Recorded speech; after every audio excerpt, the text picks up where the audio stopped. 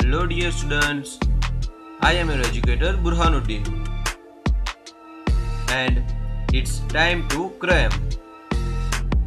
This is the series of acid, base and salt, chapter 2, class 10, and this is the 19th video lecture of this series. So let's start the video. So in today's video lecture, we are going to learn are the crystals of salts are really dry, and if you want to know what is water of crystallization, then watch the video till the end. These are the list of topics which I had already covered in my previous video lectures in the series of acid, base and salt. If you want to watch it, then click the I button. Do you know chemical formula of baking soda? Yes, it's Na2CO3.10H2O. Now, what does this 10H2O signify? Does it make Na2CO3 wet, or does it signify that Na2CO3 is in liquid form and not in solid form? So let's find the answer. Before that, we will understand that our crystals of salts are really dry with the help of activity 2.15. Step 1. Take a dry test tube. Step 2. Add few crystals of copper sulfate in dry boiling test tube. Note, we had taken copper sulfate in solid form as a crystals. Step 3.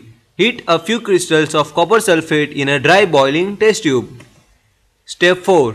What is the color of copper sulfate after heating? Can you notice any change here? Yes, the color of copper sulfate crystals is changed from blue to white. And with that, do you notice water droplets in the boiling test tube? Where have this came from? On the surface of test tube, you can notice few water droplets. From where it came from? Let's find the answer. Copper sulfate crystals, which seems to be dry, contain water of crystallization. When we heat the crystals, this water is removed and the salt turns white, as we had seen in the case of copper sulfate. But what is this water of crystallization? Let's find the answer. Now add 2 to 3 drops of water on the sample of copper sulfate obtained after heating. Note the observation. What do you observe?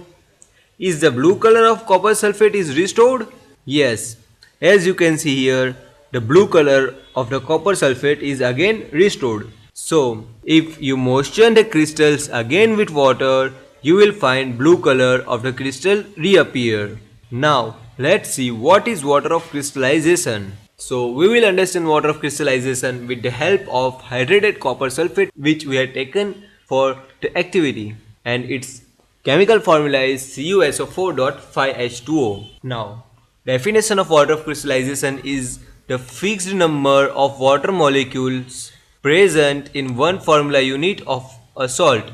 So it is very simple. It means that it is the fixed number of water molecules which is present in one formula unit of salt.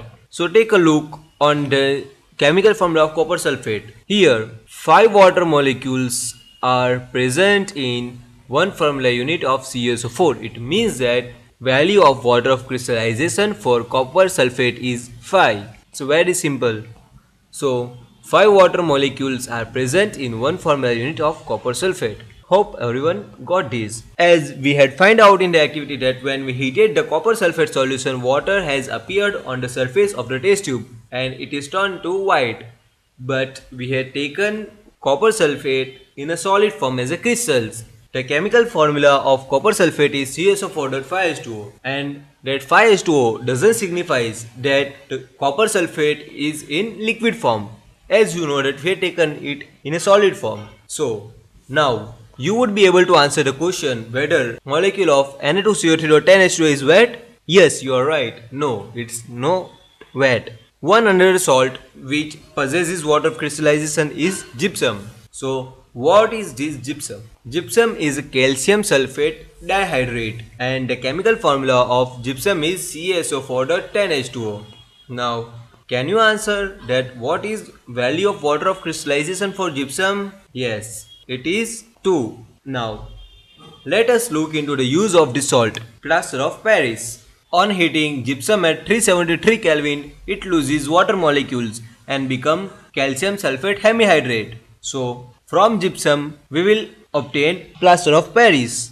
and it is only known as calcium sulfate hemihydrate, and the chemical formula is CuSO4 half H2O. So what are the uses of plaster of Paris? The substance which doctor use as plaster for supporting fractured bones in the right position is plaster of Paris. You might have seen this very often. Now, plaster of Paris is a white powder, and on mixing with water it changes to gypsum once again, giving a hard solid mass. As you had seen in the case of copper sulfate, when we heated it, its color turned to white, and when again we added few drops of water, it's again turned to blue color solution. So same as we will get plaster of Paris by heating gypsum, and if again we will add water to the plaster of Paris, we will get gypsum as a hard solid mass. So this is the chemical reaction which will occur. CaSO4 half H2O plus 1 and half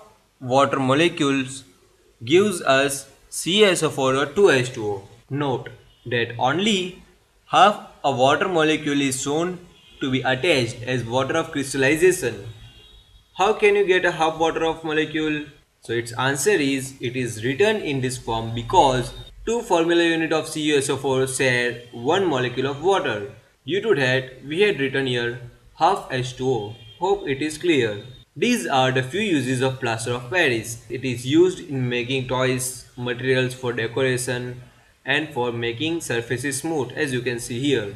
Now, your today's task is to find out why is calcium sulfate hemihydrate called plaster of Paris. Notes are uploaded on the bloggers page of Time to Cram. So visit the bloggers page to download the notes, and the link of the bloggers is given in the description box.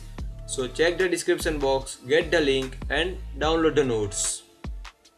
And if you find this video helpful and informative, then like it and do share it with your friends and classmates. And yet you had not subscribed to our channel Time to Cram, then subscribe it. And don't forget to hit the bell icon so that you will get latest notification and update when new video is uploaded. That's all for today's video lecture. Thank you.